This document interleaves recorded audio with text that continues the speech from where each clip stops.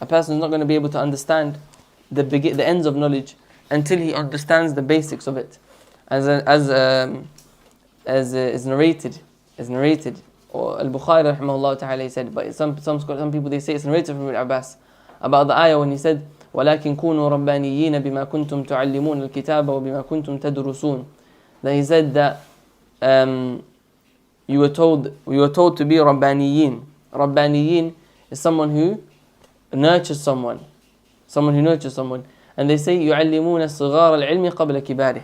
And the way to nurture someone when it comes to knowledge is to teach them the basics of knowledge before the higher parts of knowledge. And the benefits of that are many. Learning the basics of knowledge before the higher parts have many benefits. From amongst them being, number one, is that it gives you a picture of what you're going to be able to learn. And it makes you ready for it.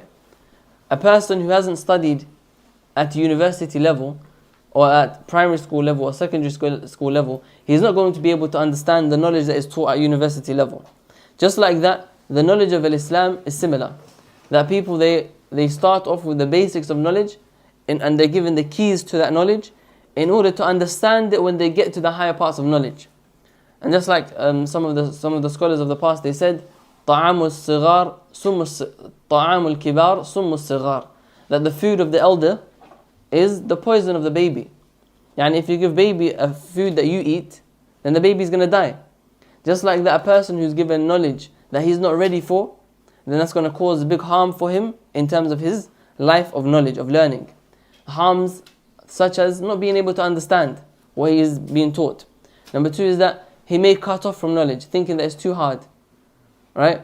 And there's many problems with that. So learning the basics of knowledge is what makes a person get to a higher level. Just like a building. The foundation of the building is always, it takes long to build. Like when the foundation is strong, then the building, it comes up, it's built up, and it's strong and it stays there.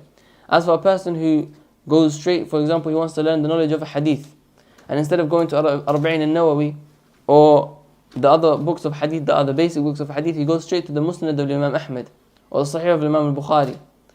And when he goes to the Sahih of Imam al-Bukhari, he's going to read some things. And the reality is that he's not going to be able to understand the majority of what the Imam is saying, thereby wasting his time. And number two, some people may even be deceived by it. They think to themselves that they've understood, and so they're reading Sahih al-Bukhari in a way that they have not understood. And then they get to when they because they're deceived, they think that okay, I've learned Sahih al-Bukhari, I'm ready to be teaching or something like that. They go on to make huge mistakes that the people of knowledge will laugh at. But the person here, this person, he thinks he's knowledgeable. He's deceived by what he's read, or what he thinks he's been taught. And that happens because the person hasn't got the understanding. So the mukhtasar in fiqh, learning a mukhtasar, a small book, especially in fiqh for example, it is important because it gives you an idea of all of the chapters of fiqh. Like we're going to see here, you're going to see in this book, that the author, what he brings is bullet points. These bullet points are the whole book, is the whole book. In the bigger books of fiqh, which are 10 volumes and 20 volumes, these bullet points are explained in 10 pages. 10, 20, 30 pages.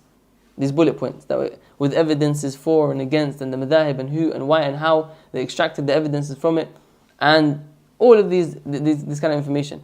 Now for a person to know these bullet points, what's that going to do for him?